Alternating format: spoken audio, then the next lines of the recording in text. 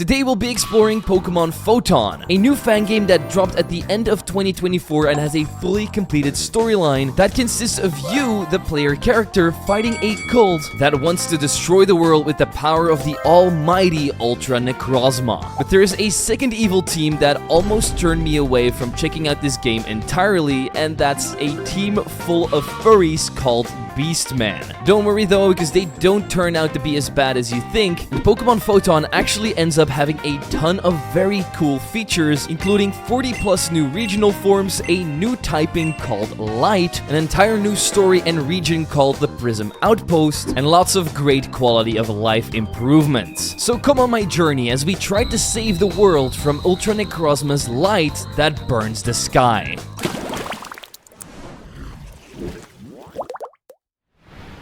Our journey starts off while we're unconscious and somebody tries to wake us up by saying, "Can you hear me?" Eventually we do wake up and we see that he's protecting me with his Gible, but we have no idea what a Gible or a Pokemon even is. So after a quick introduction to the world of Pokemon, we learn that the guy that just saved us is actually a Pokemon researcher that wants to find out everything there is about every Pokemon. We tell him that we fell from the sky and heard a very weird voice, and then he just woke us up, so we can't remember anything else. He knows it's not safe here, so he invites me over to his house where we can talk further. Here we learn that his name is Kurisu and he's sort of a Pokemon researcher, even though he's still a 15-year-old kid. He doesn't really have any family or friends because something happened to them, but he doesn't really want to talk about it. He also knows this world is dangerous if you don't have any Pokemon by your side, so he offers me one of 3 choices: the starter Pokemon Snivy, Fennekin, or Piplup. I'm not a big fan of the first 2, so I pick up the little cute penguin to join my journey. And yes, Pokemon do follow you around, which is absolutely awesome and always gives a plus point to any Pokemon game you play. My Piplup also has a plus special attacking nature, which is awesome, but I think he might get replaced once we find some of those cool new regional forms. After this, Kurisu tells me to meet him at Route 1, where we'll learn the basics about being a Pokemon trainer. On my way over there, I mess with some of the settings and turn on level caps and pick the nicest speech frame there is. We then meet back up with him and have our very first Pokemon battle against his Gible, which ends up being very easy for me in my Piplup's water guns.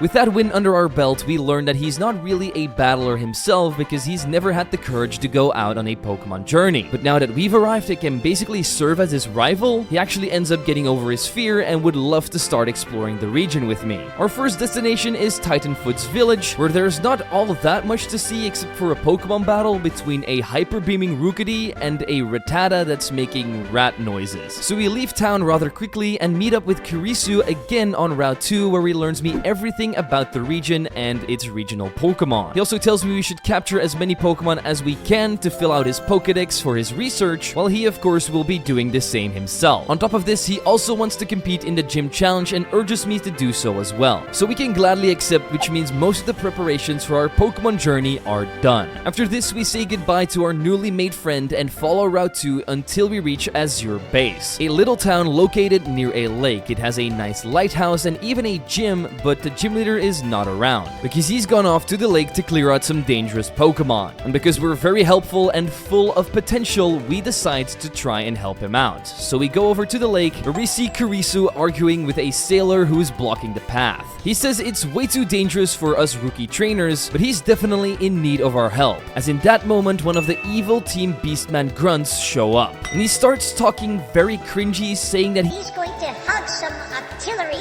And because he's in an off-limit area that he doesn't want to get out of and is incredibly annoying with his voice, we decide to learn him a lesson by taking down his Pichu and Eevee with Piplup's water guns. After this, he leaves and says that he'll go back to his den like a good little puppo, and believe me, I was incredibly glad to see that guy being gone. The gym leader Arnon then shows up and says that everything is fine because the dangerous artillery have been moved back into the lake and the gym is ready to reopen, which means he'll gladly take on our challenge. But before we take him on, I strengthen my team with a Budju and level him up to the level cap with a lady that has some Audinos back at the Pokemon Center. With my team fully prepared, I went to the swimming pool gym and challenged Arnon. Because he specializes in water types, my Budju is going to have a field day, immediately taking out Shellos with a couple of Mega Drains. His Wingull is different gravy though, but we have our own bird that can take him on. After I spam Pound with Piplup, he eventually goes down and throws out his final Pokemon, Bibarel. The Beaver might be the best HM Pokemon around, but as an ace, he's not all that great, because Budju easily drains him from his life energy, so we can gain the Anchor Badge and move on to Route 4. And after looking around in the grass, I immediately found a new team member in Munchlax. He was also holding the leftovers, a very overpowered early game item, so I was over the moon with this catch. Budju then evolved into Roselia, but when I tried to go to Route 6, I saw that the road was blocked off by some Team Beastman members. So I had no choice but to turn around and go into the other direction, which led me to the Luna mine entrance. But just before we can enter the mine ourselves, we run into Kurisu again, who's also just gotten his first gym badge. He's also heard some rumors of very dangerous glowing Pokemon showing up around the region and attacking trainers, so we better watch out. And what's a better way to prepare for these kinds of Pokemon than battling Kurisu? So let's get on with it. He added a Nincada to his team, but now that our Piplup has evolved into Primplup, we can easily take it down with 2 Bubble Beams. His Gible was able to paralyze me with a Dragon Breath, but 2 Bubble Beams still did the trick. We hit one more on his last Pokemon, Aeron, who survives with Sturdy, and while he might have been able to bury my Penguin under some rocks, Munchlax can come in after this and lick it to win another battle against Kurisu. After this, we enter the Luna mine together and find out that it's infested with Team Beastman members. Them being here must be a very bad sign, so we start battling through them together until we eventually come eye to eye with their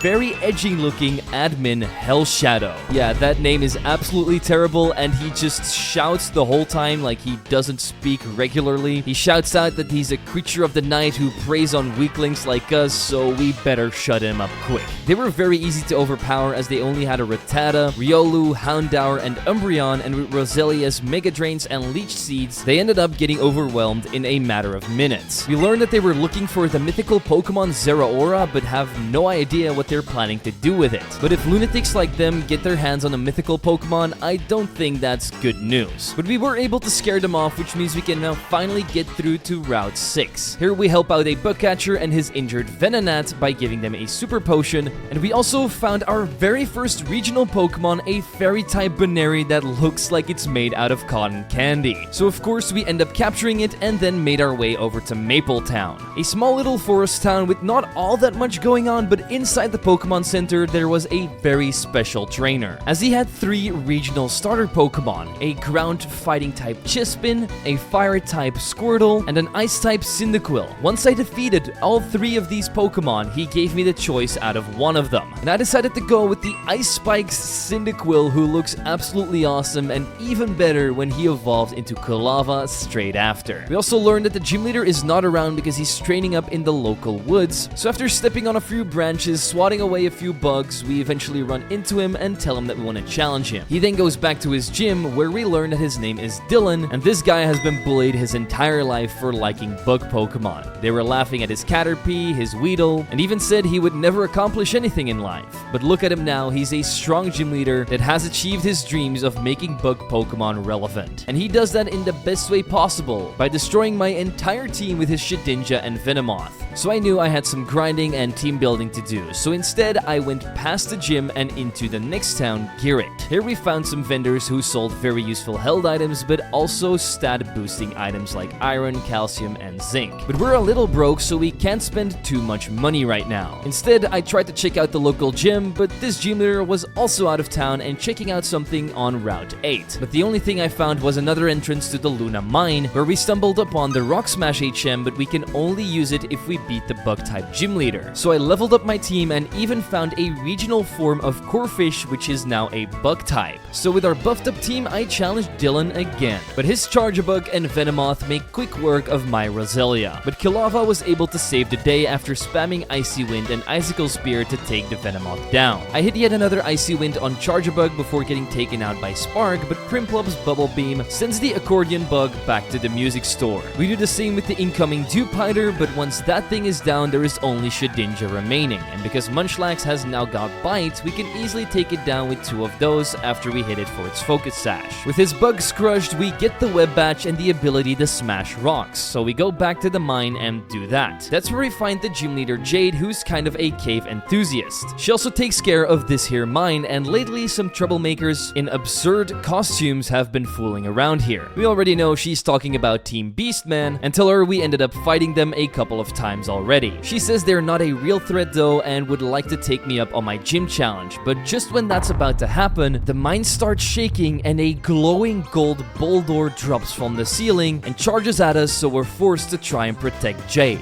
This is one of the glowing Pokemon Kurisu was talking about, and they're incredibly dangerous. They have the light typing, which is super overpowered, but it also does have its rock typing still. So Prinplup makes rubble out of these glowing stones, but Jade is very worried and says that we should postpone our gym battle while we check out the rest of the area to see if there's any more Pokemon like it around. Once she's done here, she wants us to meet up at the beach on Route 9 so we can take the boat to Bonfire Island, because there's another cave there that's been the site of some rather suspicious activity, and she wants us to check it out. However, before we do any of this, we need to use our newly acquired Goodrot to capture a regional form of Magikarp. This blue angry fish is now a dragon type, and we'll be adding it to the team straight away. After this, we meet up with Jade, and Kurisu also ends up showing up. He also wants to help us out by sailing to Bonfire Island and checking out that cave with us, and we are not going to deny some help from a very strong trainer like him. Jade also explains some lore about the glowing Pokemon. Apparently, a few years ago, the Sinnoh region was attacked by the same kinds of glowing Pokemon, but they were always accompanied by the legendary Pokemon Necrozma. Back then, a lot of towns were destroyed and many people lost their lives, but they believe it all happened because of a hostile takeover of the Aether Foundation's Alola branch a few years prior to that, but all of this is just speculation. Kurisu is also intrigued by the name Necrozma, like he's seen it somehow, but all of these questions are unfortunately left unanswered for us right now. So let's take that boat and sail to Bonfire Island, where we might uncover some of the mysteries. Once we arrive, we get greeted by the local gym leader Helia. We relay everything to her, and Helia says that there are some Team Beastman members that went into a nearby cave somewhere, so we're bound to find some answers there. But until we do that, I did want to check out the rest of the island. First, we learn that there is an underground EV club, where you can easily grind every single EV from attack to speed. And you can also buy some useful items like the leftovers, Shell Bell, Rocky Helmet, and even some TMs that could be useful to you too. So after spending all my hard-earned money here, I eventually went and grinded up all of my Pokemon's EVs to the ones I wanted them to be on. During this, my Magikarp evolved into a black and red Gyarados, who's now not a physical attacker but a special attacker. It's also a fire dragon type, so a team member that will be here with us until the very end, for sure. With the preparations being done, I went to the local gym and challenged Helia with her fire types. This battle isn't easy by any means, as she has a Ninetales that immediately sets up the sun with its drought ability. My Prinplup does do some decent damage after hitting 2 brines, but when I try to seal the deal with a third one, she swaps out into her grass fire type Ludicolo, a very cool looking regional form, but I can't tell if he's in pain or not. Anyway, he slices up my Prinplup with a Razor Leaf, so I bring Munchlax back out to hit it with 3 rollouts and put out the fire on its head easily. Baneri then uses Double Kick and Quick Attack to take out the incoming Houndoom, all because he got infatuated by its cute charm ability. Ninetales then died to a Quick Attack from Kulava, and the final Pokemon was a Rock Fire type Vanillish, an ice cream that probably doesn't give you brain freeze, but melts your brain instead. So I brought out Gyarados, hit 2 Dragon Rages, and defeated Helia. Now that we have the Sunshine Badge, our level cap goes up yet again, which means we can do 2 evolutions immediately. Corphish into his Bug Dark type evolution Crawdaunt, and Baneri into the Fairy Dark type Lopunny. Now we don't have anything to worry about if we end up getting ambushed in that cave, so let's start making our way over to it. Just when we're about to enter, Kurisu comes up to me and says, "No, you're not entering without a battle." So we show him that he shouldn't be challenging a trainer that's so much stronger than him, as my Gyarados immediately eats his Skrelp for breakfast. His Gabite then dies to a single Icy Wind from Kulava, Brine washes away Laron, and finally Ninjask also doesn't stand a chance to a little bit of ice. Once the battle is done, we learn that he wants to get stronger for a very specific reason, but doesn't really go into detail about what it is. But I think it might have something to do with his family not being around anymore. When he's able to open up, I bet he will tell me, but for now we're going to be taking on those Beastmen in this cave together. Unfortunately, most of them have already been wiped out once we get to the end of the cave. That's where we see a mysterious girl fighting Hell Shadow and actually whooping his butt with her Lucario. She tells him he's weak and that she wasn't even using a fraction of her full power. She then turns around and asks me what I'm doing here because she's already taking care of Team Beastman, as she thinks they're very annoying. She also says her name is Phoebe and she's going to give me one last chance to turn around and leave, or we will also be facing her wrath. Because we're always up for a challenge, we decide to not move at all and take her up on her challenge. Most of my team has already been wiped out due to the Team Beastman members I've already faced, but even so, we still managed to put our money where our mouth is as we destroy Honedge with a single knockoff from Crawdaunt. Lopunny then uses her kisses to drain all of Lucario's life's energy away, her little Noibat dies to a single icy wind, and Porygon gets engulfed by my Primplup's brine. Phoebe is shocked that she lost, and she even wants to battle me again sometime, but before we can find out anything else about the mysterious girl, she tells us to shut up and leaves with an escape robe. We try to capture Team Beastman as well, who are here to capture a Nidoking, which they plan to use against Zeraora so they can weaken and capture it. We tried to put the cuffs on them, but they were too fast and slipped through our fingers. There was no sign of any glowing Pokemon inside of this cave, so our investigation ends here, so we sail back to the mainland to go and challenge Jade at her mining gym. And if it wasn't clear already, she loves fossils and mining Pokemon, so she starts off with a Steelix and Auroras, who both get taken out by brands from Primplup. Cradily literally gets sent back to the Ice Age by Kilava's Icy Wind, and her final Pokemon ends up being a Dracovish. But it doesn't have a Choice Scarf nor Fish's Rend, so we should be in the clear. So I hit an Icy Wind with Kilava, then go into Lopunny and use its kisses to earn myself the Geode badge. After this, we head back to Route 6 to pick up the HM for Surf from a random fisherman, and that allows us to enter Route 11, where we run into the legendary Pokemon Zygarde, who's trying to protect the environment and needs our help, because it's being hunted by some weird cultists who want to eliminate it. So I decide to side with the little doggo and fight this weird looking guy. It becomes even weirder when he sends out these glowing light Pokemon that everyone's so worried about. And I honestly don't think this dog needed my help, as it just kept spamming Bulldoze and killed Skorupi and Larvesta instantly. This forced out the regional form of Octillery, which is in the form of a sea mine. Not that it really matters, because the bomb exploded in his own face, and so the battle was easily won. The shady man then phones someone and says that he failed to eliminate the target because a nearby trainer assisted it, and he's noting me for future reference. So we're probably going to be learning more about these guys later. For now, we do take Zygarde in our own care because we don't want it to get hurt, and under our command, it could be a beast capable of so much more destruction. Later along this round, we run into Kurisu again, who says we should come with him to the haunted shipyard to the west of here. He's also very impressed that we captured a Zygarde and would love one for himself so he can become stronger and reach his inevitable goal of, well,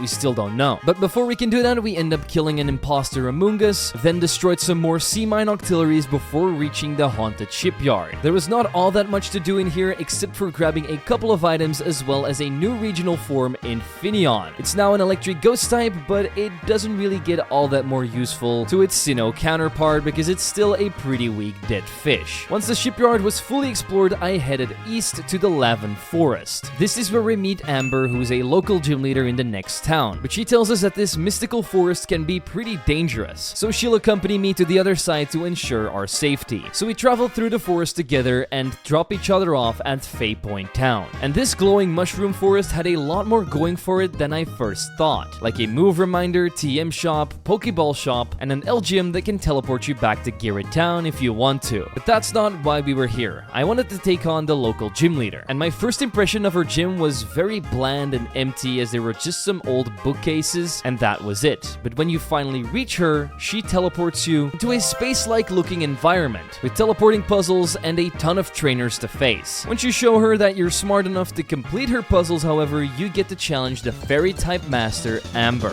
This girl starts off with a mushroom named Shinotic, who gets one-shot by my Crawdaunt's Leech Life. The snail Sliggoo comes out next, so I set up a Swords Dance and kill it with 2 more Leech Lives. But this is where my Crawdaunt's carnage ends, as I have to bring in Kulava against Mimikyu. I am able to hit 2 Icy Winds to lower its speed, but my damage really wasn't all that great. But it was enough for my Gyarados to hit 1 Flamethrower and finish it off. I then proceed to take out Hatterene as well by spamming Flamethrower 2, and while we are able to bring Gothitelle down to red HP with more Flamethrowers and crunches, we do eventually bite the dust. But it has no HP remaining, which means my Lopunny finishes it off with 1 more Dark Pulse. This doesn't only mean we get our 5th gym badge, but our Finneon also immediately evolves into Luminion. And if I would see this thing in the ocean while diving, I would swim away as fast as possible. But now that we've become a lot stronger, we can actually scare away a horde of Geodude that were blocking the entrance to a cave. Once we enter and explore this cave a little bit, we end up running into Kurisu again. He says he's gotten much stronger and there is no way he's going to lose now, so let's see if he can put his money where his mouth is. And yeah, he is a ton stronger as his Dragalge can easily take out my Kilava in one shot, but we do hit an Icy Wind, which allows Gyarados to blast it out of here with a Dragon Pulse. We also see that he has a Zygarde of his own right now, but that doesn't really matter as the dog also falls to 2 more Dragon Pulses. I use Primplup's Surf and Lopunny's his Dark Pulse to take down Lairon. Lumineon also ends up getting its first kill by using Discharge to take down Ninjask. And lastly is Tangrowth, who gets its vines burned up by Gyarados' Flamethrower. Once our fight is over, Kurisu starts thinking he's lacking something as a trainer because he keeps losing to me. But we assure him we just have main character energies, so he shouldn't worry too much about it, he's strong enough. After splitting up, I check out the rest of the cave and end up evolving my Kilava into a Dark Ice-type Typhlosion that looks absolutely beautiful. And he also ends up being one of my best team members in the endgame. Just when the end of the cave is in sight, however, we end up running into Phoebe too. She tells me what her reason is for her travels. She wants to create a new world, and to do that she'll need great amounts of strength. And she thinks that in due time she will acquire this strength and rule over her new world. But she's not there just yet. However, she does have a ton of very powerful tools, one of them being Mega Evolution. And that's what she wants to use against me right here, right now. We make quick work of her Doublade with a Discharge and a Dark Pulse. Lopunny also kills Lucario with 2 more Moonblasts and hits another one on the incoming Porygon 2, but then falls. Noivern and Porygon 2 both get taken out by Dragon Pulse and Flamethrower from Gyarados, and in the end, she ends up Mega Evolving her Banette. But there really wasn't all that much for me to worry about since we still had Typhlosion in the back who could deal with it after spamming Dark Pulse. Once the battle is over, she tells me she hates Team Beastman for her own reasons, but it's mainly due to their actions. People like that won't be able to live in her world. And if she wants to create that world, she's going to need more strength to defeat the champion and even Arceus itself. So we better be on our toes next time we fight her, because she's starting to get real edgy. After this, we arrive in the desert of Route 13, an awesome place where we find a new permanent team member in Quilladin. This fighting ground type looks absolutely awesome and is ready to drill through the competition. A little further up the road, we run into a green-haired man who seems incredibly weird. He calls himself the ultimate supreme blade master of the East, Jack,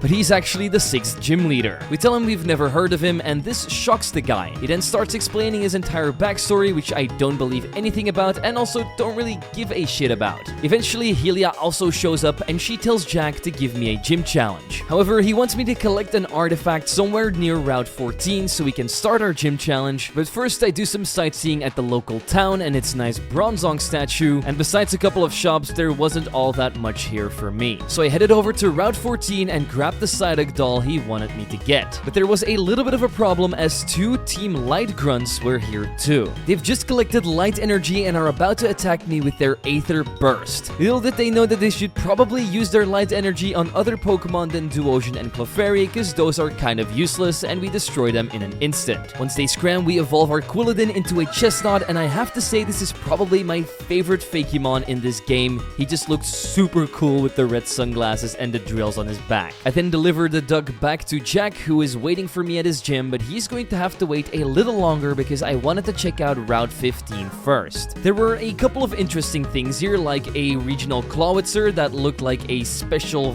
firing plasma gun from the future, but the main thing we were being troubled about is Helia being here. We tell her about the Team Light Grunts we just faced, but she doesn't really know what they're going to be up to around these parts. In that moment, one of them jumps off a cliff and attacks Helia from behind as she needs to be eliminated by them. He also says we need to be eliminated because we have been deemed threats to their almighty new world. Well, we're not dying right here right now, so we team up with Helia and defeat his Electivire and Magmortar without much effort. He decides to retreat, but we do learn that their actual team name is Team Neo Ether. Unfortunately, he is able to slip through our fingers, but we do get the HM for strength as a reward for helping out Helia. Now it's time for us to take on Jack, the 6th gym leader. He sort of specializes in grass, but starts off with a Bronzong. I know, pretty weird. Anyway, that thing is quite easy for my Crawdon to kill with a knockoff. His Mega Sceptile then comes in, but he uses Rock Tomb, and because I have a Focus Sash, I'm able to survive and kill this thing with a Leech Life too. With his ace already out of the way, this battle just becomes easier and easier, as we also one-shot Delmise with a Dark Pulse from Typhlosion. Chestnut hits a Drain Punch on the regional Klinklang, which is now covered in vines and a Rock Grass type, but when he's about to hit it with a second, he swaps out into Ludicolo, who takes out my Chestnut without much of a fight being put up. Typhlosion easily manages to deal with it after hitting an Ice Beam, and Crawdont hits one more Leech Life on the last Pokemon Klinklang, which defeats Jack and gives me the Oasis badge. So we go outside, and normally we just move on to the next gym battle, but unfortunately Jack has a very special quest for me. Now that we've managed to beat him, he thinks we might be able to unlock Mega Evolution, but we need to go through the Crucible, an entire gauntlet of challenges if we want to get it. But you know me, I don't back down from any challenge. So we follow the river up to Route 16, where we first capture our own regional Klink, and at the end of this dense jungle, we enter the Crucible. Jack tells me there's a couple of floors for us to go through with challenges on each and every single one, but because I'm a puzzle master, most of these were child's play. For example, on the first one, you had to beat some trainers and step on a switch to clear out an obstacle so you can proceed. At the end, you fight a boss Mega Sableye, and then you can move on to the second floor. This is sort of a maze where you need to find and defeat a Mega Mawile at the end. It then drops a Crucible key so you can move on to the next floor. That's where we see Kurisu fighting Hell Shadow of Team Beastman. He easily defeats him, but then he quickly heals up his Pokemon and challenges me as well. His team was unfortunately very outmatched against mine, as Typhlosion easily one-shot Nidoking, Chestnut easily took down his own Houndoom and also Typhlosion, and Crawdont dealt with the final Pokemon Umbreon like it was nothing. After the battle, Hell Shadow tells me Phoebe is up to no good, and that the leader of Team Beastman really hates her as well. He even asks me to join up with their team so we can take down Phoebe together, but for now I don't know if she's that big of a threat, and I also don't really want to team up with a bunch of furries. So we politely decline and head to the next few floors. One of them ended up being a couple of strength puzzles with a Mega Steelix battle at the end, and the final floor ended up being an ice puzzle floor with a Mega Glalie fight at the end. With that done, we finally reached the end of the Crucible, where Jack was already waiting for me. He congratulates me for completing the entire challenge and also hands me my keystone so we can finally use Mega Evolution. It then guides me back to Route 14, where we need to take a path through a volcano to reach the next town. This place was incredibly dangerous. Luckily, my friend Kurisu was here, so we teamed up with him and went through it together. All the while, I was able to capture the regional form of Vanillux as well as Wartortle, two really great fire types that will never leave my box. Just before reaching the end of the cave, however, we both run into Phoebe and some Team Beastman members. She says she's going to destroy their boss, Amy, take down the entire Beastman organization, and take Zeraora for herself. After that, she's going to destroy the world and rule over its ashes like a god of a new world, and with this menacing look on her face, she says she's going to become champion, and once she's become champion, launch an all-out attack on the entire world. Kurisu screams that she is insane, like, what the hell is this even coming from? Destroy the world? How would you even do that if you don't have any special powers? She says Mega Evolution is not the only tool in her arsenal, and then proceeds to throw out her secret weapon to crush us where we stand, Necrozma. So me and Kurisu team up against her entire team as well as the legendary Pokemon Necrozma, and with our combined strengths, she really doesn't stand a chance. We wallop her like she's nothing. Once the battle is over, she reveals herself as the leader of Team Neo Ether. Kurisu then runs up to her and says, "That's Team Neo Ether, the same Neo Ether that destroyed my hometown and killed my entire family and all of my friends? It's because of you that I lost everything?" But Phoebe doesn't care about his sentimental breakdown. The world means nothing for her. She doesn't care about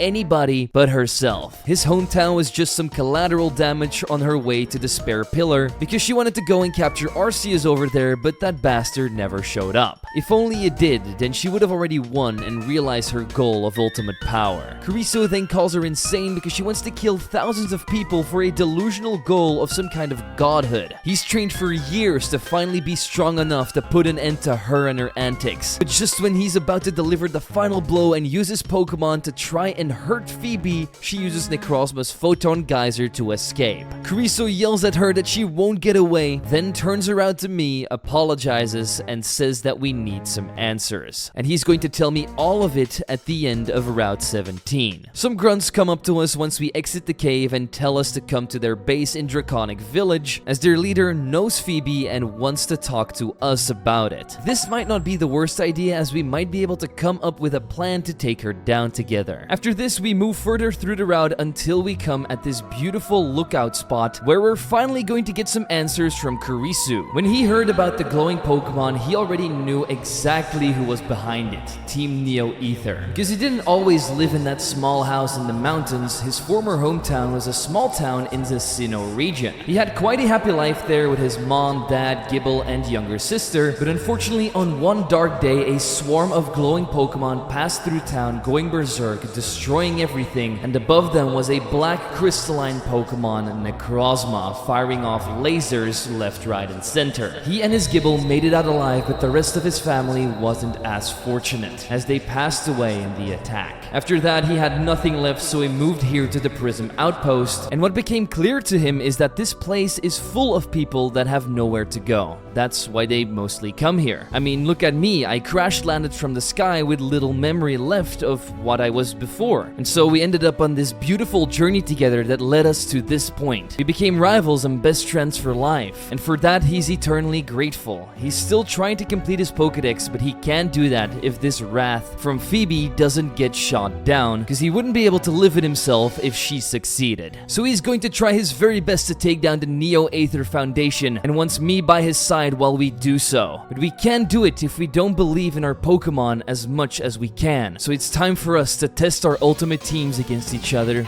right here, right now. We both start off with our sea creatures that are supposed to be dragons. But no worries, because my Gyarados is way stronger than his Dragalge, and we destroy it with a Dragon Pulse or two. In between, he even swaps in his Greninja, which also gets one shot, but he isn't down for the count yet, as I swap in my Chestnut against his Ice Cone of Hell, which immediately burns me with a Flamethrower. I try to hit it with a Drain Punch, but he swaps it out for a Tangrowth instead, which takes minimal damage and immediately goes into Metagross once I hit it because of an eject button. Once Chestnut falls, I go into Lumineon and hit a couple of Shadow Balls, but Metagross is way too scared and he goes back into his Vanillux, who gets surfed. This cools down all of his Magma, and so his Garchomp comes out. This is now his Mega Pokemon, and while it might be scary, my Typhlosion is faster, and one 4x super effective Ice Beam already does the trick. The same goes for his Tangrowth, and Metagross is already damaged enough for a Dark Pulse to finish it off and win me the battle. We then learn he's super glad we went on this journey together, and now the gym challenge is the only thing we need to train for and complete. We know Phoebe's objective is to become champions, so we better try and strive for that same goal. After this, we travel to Dracona's village, where we meet the local gym leader Mitsuki, who's eager for my challenge. So we follow her to her gym, where we get notified that this will be a double battle, which should work in my favor because my team synergy is on point. We start our clash off with a Chestnut and a Gyarados against her Mawile and Drampaw. Chestnut was a very bad choice here, as it immediately gets taken down by a Play Rough, but we do also counter back with a Flamethrower to finish off Mawile. I send in Typhlosion to freeze over Como-O, and a Dragon Pulse from Gyarados does major damage against Drampaw, but not enough. So he counters back with one of his own and KOs my Gyarados. I then send in Lopunny and Moonblast the incoming Mega Altaria and use Icy Wind with Typhlosion, which hits both spots and takes both of her Pokemon down in the same turn. The last thing she had left was Dragalge, so we hit one more Dark Pulse and an Ice Beam to acquire the Mythos badge. She then tells me we need to travel through the Draconis cave, but this one is blocked off by Team Beastman members. Luckily, one of them comes up to me once I leave the gym and tells me that their leader wants to see me back at their hideout. So we go in, defeat every nasty grunt we can find, and complete some very tedious puzzles. One of them was a color-coded puzzle where you had to open and close gates to get the right path, and the other one was a teleport puzzle which eventually led to a lift key.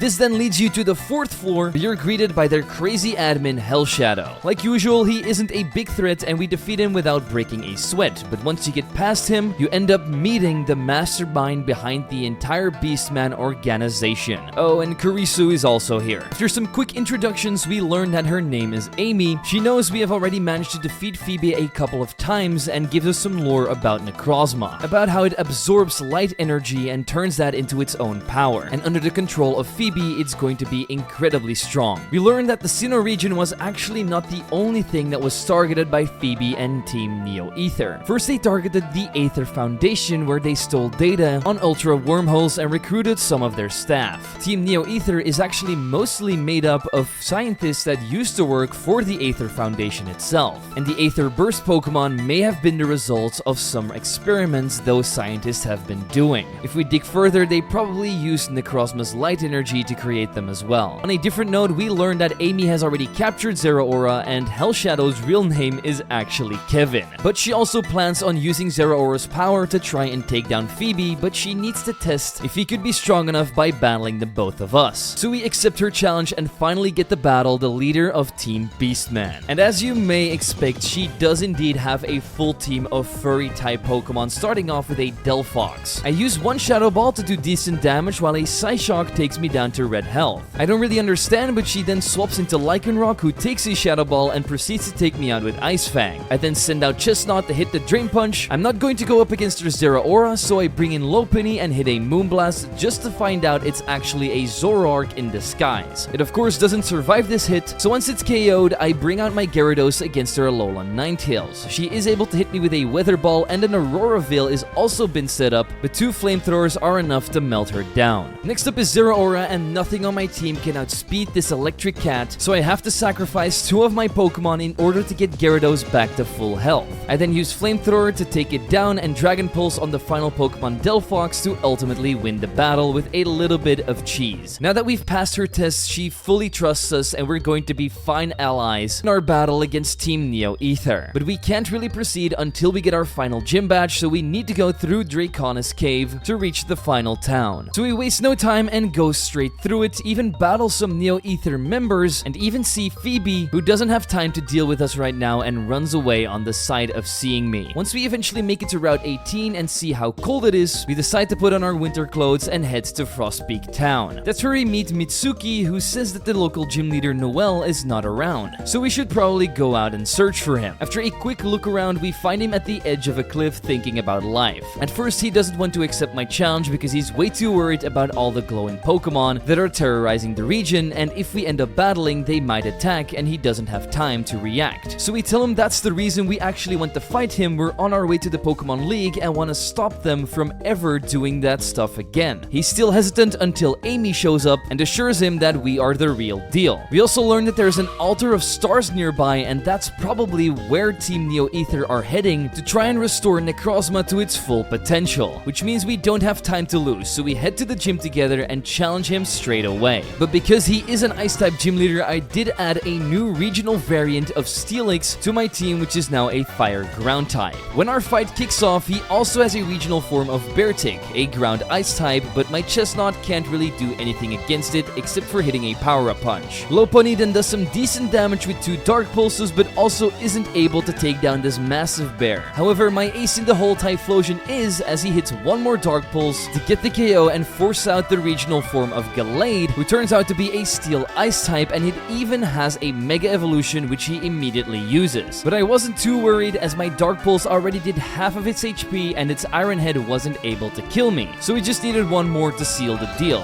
His Salamence was probably the worst choice he could have brought out, which also gets destroyed by an Ice Beam. His Fire Ice type Gardevoir eventually did hit a Flamethrower, killing my Typhlosion, but I was able to hit 1 more Dark Pulse. Gyarados easily washes it away, however, with a Hydro Pump, but Arctozolt is too much. I then finally bring in my new team member, Mega Steelix, and with 2 more Heat Crashes, he is back to being fossilized. His last team member is a Walrein, and with 2 more Leech Lives from Crawdaunt and another Head Smash from Steelix, this battle is ours to win. Now that we have gotten our final gym badge, we head outside to regroup and see what our next course of action is. We've heard that some of their grunts are on the move to Route 20, which probably means they're going to the Altar of the Stars to summon one of the 2 legendaries, Solgaleo or Lunala, to absorb it. But they do need the Sun and Moon Flute to do so, and those are on Exeggutor Island. So if we can get there before them, we might be able to steal the flutes and prevent them to get a hold of these legendary Pokemon. So we go to the beach on Route 20, take a boat to Exeggutor Island, and pick up both of the flutes. We then go back to the altar where me and Kurisu play the flutes together to open up the portal, which ends up summoning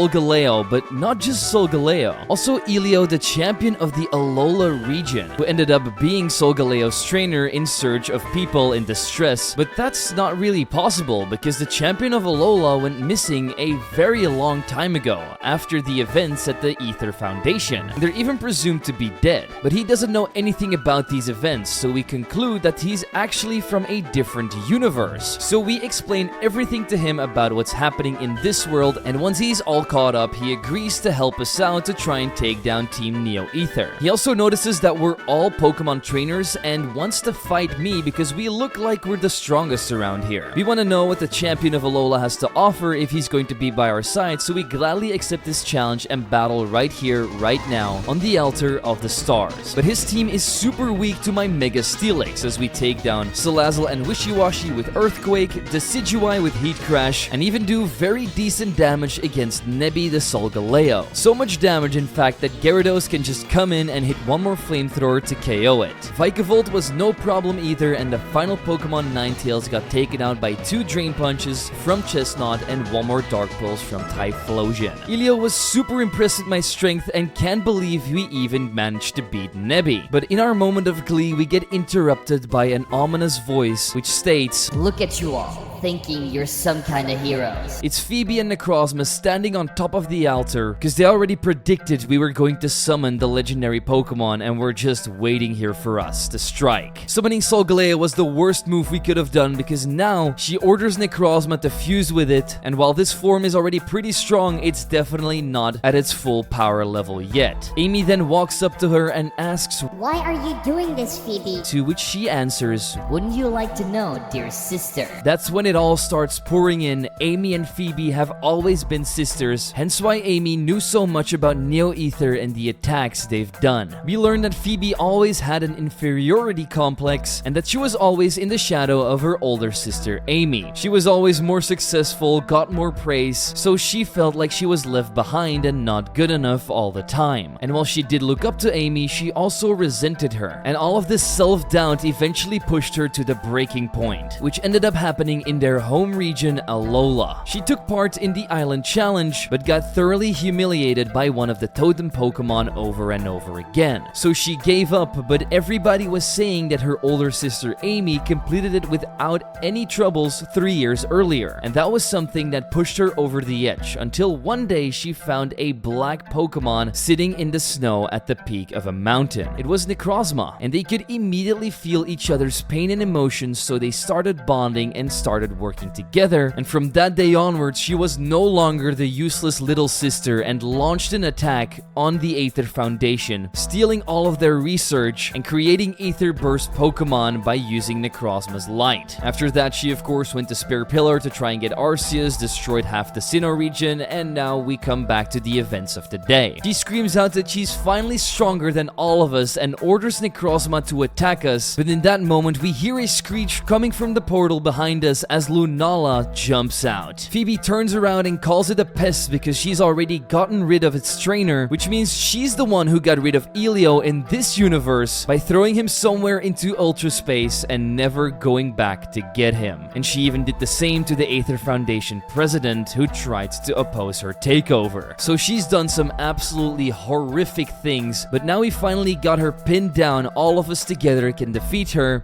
but unfortunately she is able to escape with Necrozma as they both jump into the Ultra Wormhole together. We have to go after her, but first we need to capture this Lunala for ourselves because it definitely wants to aid us in the fight against Phoebe. Once it's captured, we split up in 2 groups. One of them is going to enter the portal and the other are going to stay behind to warn the Pokemon League. And so we end up chasing her through Ultra Space and eventually trap her on a little island. She has nowhere to run, but it doesn't seem to phase her at all. She charges at me head-on with her Lucario. But I am able to send out my Gyarados just at the right time and immediately take it down with Flamethrower. I then use Typhlosion to KO Noivern. Necrozma did take about half of my team to finally bite the dust, as Chestnut delivered the final blow with Stomping Tantrum, and my Drilling Mammal was even able to finish off Porygon Z and Aegislash 2. Her last Pokemon was luckily just a Mega Bandit, and with Typhlosion in the back, we just used Dark Pulse, which ended up KOing her entire team. But she knows this isn't her final stand and opens up a portal with Necrozma to escape once more. Once we jump into it ourselves, we realize that we're on the top of a mountain just before Victory Road. So we're super close to the Pokemon League, and the only thing left to do is to go through Victory Road together with our friends. Besides battling about a million Pokemon trainers that are also trying to reach the league, and we also end up running back into Kurisu, who's super glad that we stayed by his side for all this time. Otherwise, he might have turned into the person that Phoebe is right now, filled with hatred for the world and only looking for more power. With that emotional moment done, we rush to the league together but are stopped by a high dragon that's been infected by Team Neo Ether. After struggling for a couple of minutes, Lopunny and Crawdaunt were able to put it down with Leech Life and Moonblast, but there were a couple more ice puzzles for us to complete, and inside of this RC part, I got one more team member that I wanted to add. A regional form of Helia, which we ended up turning into the Fire Ice type Gardevoir. After this, we finally reached the Pokemon League, where we find out that there's not actually a champion yet. So all me and Kurisu have to do is defeat the Elite Four so we can become champion ourselves. The good thing about this Elite Four specifically is that you can take them on in any order you like, but I just went from left to right. First facing off against Elizabeth with her Ghost Dark Team hybrid, but there was not all that much for me to worry about as Typhlosion, Lopunny, Lunala, and Gardevoir carried this battle to send her back to the Dark Graveyard where she belongs. The second member here really surprised me. It's youngster Joey, and he tells me we already faced him somewhere on Route 1, which I totally forgot about, but because of me, he got the strength, courage, and determination to become an Elite Four member himself. But just like on Route 1, he got absolutely destroyed. Not his Mega Corviknight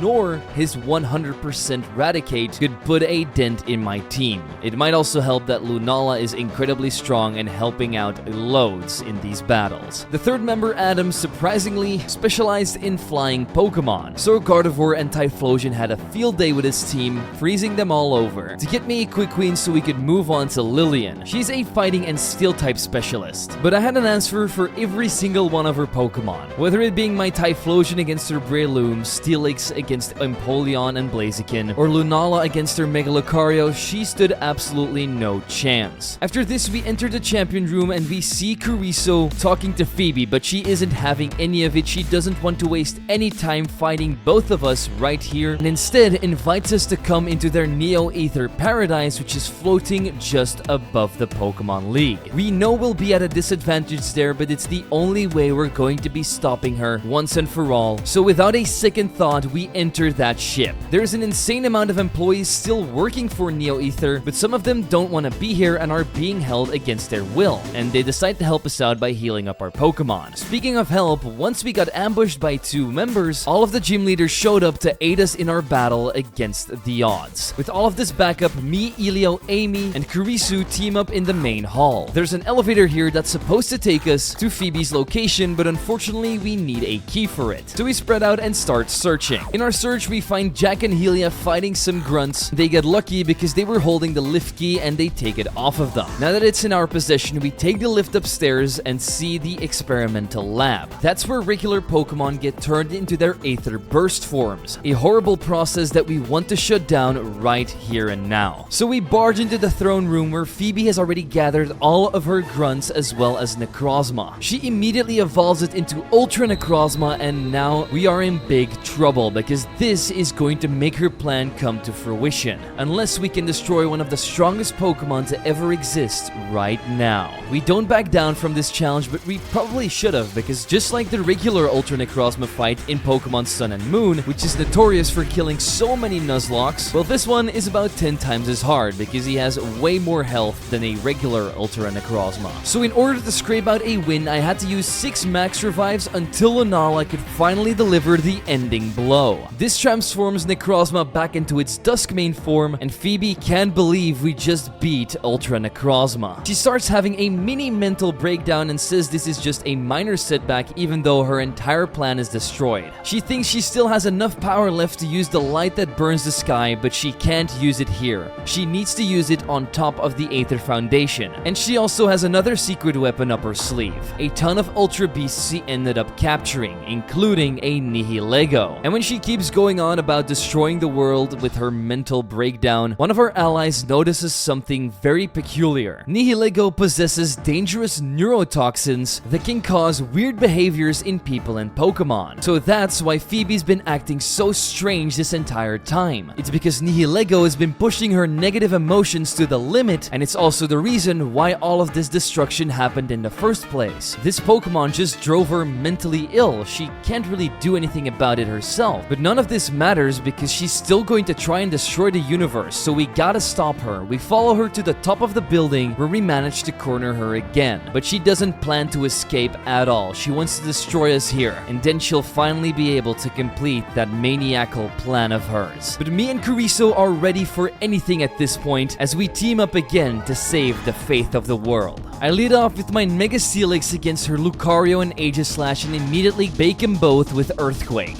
Meanwhile, my partner is losing his first two Pokemon immediately once Porygon Z and Noivern hit the field. Once my Steelix uses Heat Crash and his Greninja uses Ice Beam, however, both of them end up fainting. They are able to slay my Mega as well. That's when she starts bringing out the Ultra Beasts Kartana and Nihilego. Not to worry because Kartana can't really do anything, but unfortunately Greninja does get taken out by Nihilego, so my partner sends out Metagross. Her Mega Banette then hits the field and takes out my side of the field, but Metagross uses Meteor Mash to deal with the brainwashing alien jellyfish. I bring out Typhlosion and she sends out Blacephalon, which is the worst choice for her. I just used Dark Pulse and that thing is already out of the way. The next turn I use Metagross's Meteor Mash and my Typhlosion's Blizzard to destroy Banette and do decent damage on Circuitry. This forces out her Ultra Necrozma, who easily finishes off Typhlosion, but Metagross does take down Circuitry, so now it's 2 against 1. And believe it or not, me and my partner then send out our strongest Pokemon, Lunala and Mega Garchomp. With a Ray of Light and one more Dragon Claw, this beast is defeated and Phoebe's reign of terror is finally coming to an end. Somehow she still has Ultra Necrozma and sends it out to try and destroy us, but it doesn't want to anymore. It realizes that Phoebe is just out of her mind, and so it finally lets go of Solgaleo, which sets it free. Now she has nothing left in her arsenal, and because we defeated Nihilego, the toxins should start wearing off. She starts to see that she was wrong and apologizes for everything, but knows she can't come back from this. And in her final words, she says to Amy, Let's go home together. but unfortunately she leaps back and is never seen again. This hits Amy very hard. She's going to regret this moment for the rest of her life. The feeling for not being there for her little sister when she needed her most is going to haunt her for many years. But she's going to try and move forward because she is not responsible for Phoebe's actions. And she's going to try and help as many other people as possible so this never happens again. While we did save the world just now, there is one more thing that needs to be determined. Who is going to be the champion of this here region? Because me and Kurisu defeated her at the same time. So we need to have one last battle against each other to determine who's the strongest trainer in the region. So we get out of there and enter the champion chamber together, where we'll have our final face-off. We're not going to be holding anything back against our longest serving friend, and he is not going to do so either. The fight starts off in our favor as our Mega Steelix is able to Earthquake his Naganadel. Next up was Greninja, who got blinded by some Ray of Lights from Lunala. We also bring his Mega Garchomp to under half health with Lunala before I have to swap in Typhlosion to end it with an Ice Beam. Gyarados then burned his next Pokemon Metagross to a crisp. Speaking of burning and crisps, his Vanillix doesn't stand a chance against my Lopunny's Dark Pulses. That leaves him with just one final Pokemon, Tangrowth. And if you hit this thing with a couple of special moves, it's literally going to turn into a pile of spaghetti that can't do anything. With one last Ice Beam, we gain the respect of our very best friend as we become champion of the Prism Outpost region. And that's the story of how we beat Pokemon Photon, the game with furries and power-obsessed lunatics.